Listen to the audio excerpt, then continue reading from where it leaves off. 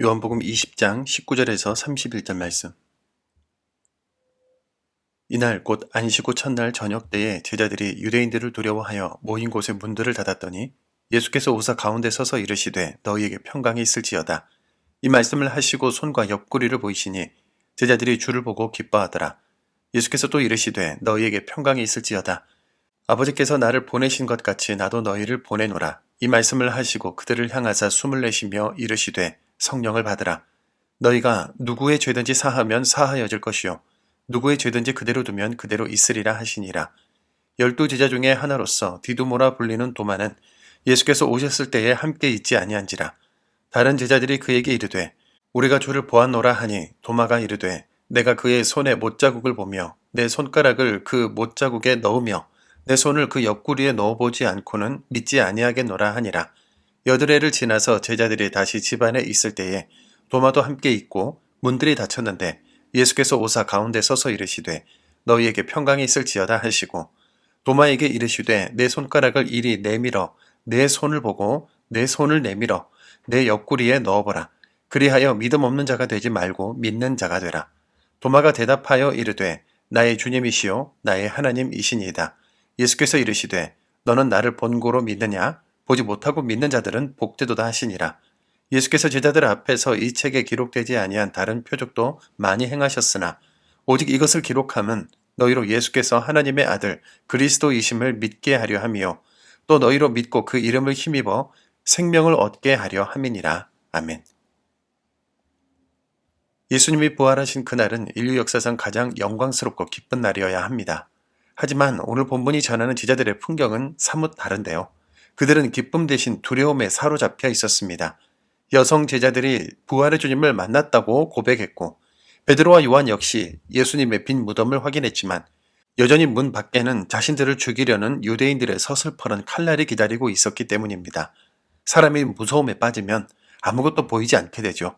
제자들은 유대인들이 두려워 문을 꽁꽁 닫아 걸었습니다. 그들의 마음과 영혼도 그 닫힌 문처럼 견고하게 닫혀버리고 말았죠.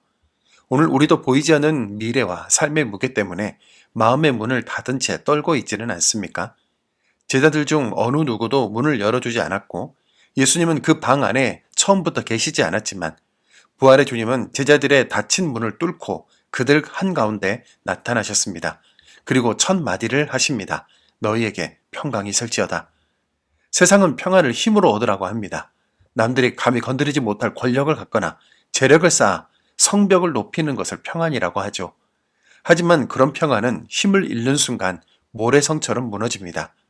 반면 주님의 평강은 내 대신 당하신 주님의 고난에 근거하고 있습니다. 그래서 주님은 제자들에게 못자국 난 손과 창자국 난 옆구리를 보여주셨죠.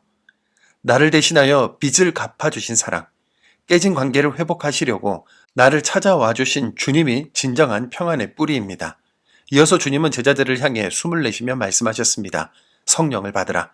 이 장면은 하나님이 흙으로 아담을 빚으시고 그 코에 생기를 불어넣으셨던 창세기의 순간을 떠올리게 합니다. 주님의 숨결과 같은 성령은 우리를 다시 창조하시는 생명력인 겁니다. 흙 한 줌의 가치뿐인 인생이라 할지라도 주님의 성령이 임하시면 하나님의 자녀라는 존귀한 존재로 변화됩니다.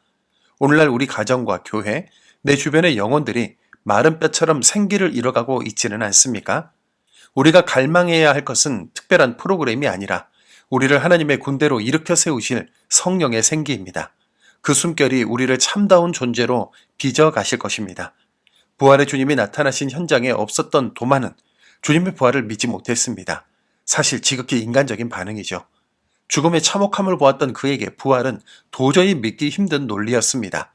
그런데 주님은 믿지 못하는 도마를 다그치지 않으시고 다시 찾아와 주셔서 그가 말한 대로 손과 옆구리를 내어주십니다. 도마야, 내가 너를 위해 이 고난을 당했다. 그러니 이제는 믿음 없는 자가 되지 말고 믿는 자가 되라. 직면하지 않으면 믿을 수 없는 우리를 위해 주님은 오늘도 당신의 상흔을 만져보고 믿는 자가 되라고 하십니다. 도마는 주님의 흔적을 보고 나서야 위대한 고백을 할 수 있게 되죠. 나의 주님이시오, 나의 하나님이시니다. 주님은 아직 완전히 믿지 못해서 여전히 불완전한 제자들을 향해 나도 너희를 세상에 보내노라고 하셨습니다. 완벽하지 못하고 미처 다 준비되지 못했어도 고통과 절망으로 신음하는 세상에 나아가 함께 울고 웃으며 힘이 아닌 섬김으로 얻는 평안을 전할 때 우리 가정과 교회, 이 세상은 하나님 나라로 변화될 것입니다. 오늘날 교회가 세상의 근심이 되었다는 뼈아픈 목소리가 들립니다. 이제 우리가 망각한 정체성을 회복합시다. 닫힌 문 안에 숨어 있지 말고 주님의 생기로 무장하여 세상에 복을 흘려보내는 자로 나아갑시다. 죄와 죽음이 더 이상 우리를 다스리지 못합니다.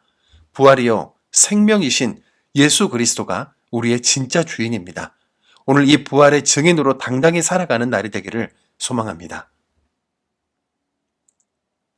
부활의 주인이신 하나님 아버지, 두려움 때문에 마음의 문을 걸어 잠그고 어둠 속에 숨어 있던 제자들을 찾아와 주셨던 것처럼 오늘 불안과 의심 속에 떨고 있는 우리를 만나 주옵소서. 세상이 주는 일시적인 평안이 아니라 주님의 못 박힌 손과 창자국 난 옆구리에서 흘러나오는 하늘의 평강을 누리고 싶습니다. 도마처럼 흔들리는 우리의 연약함을 불쌍히 여겨 주옵소서.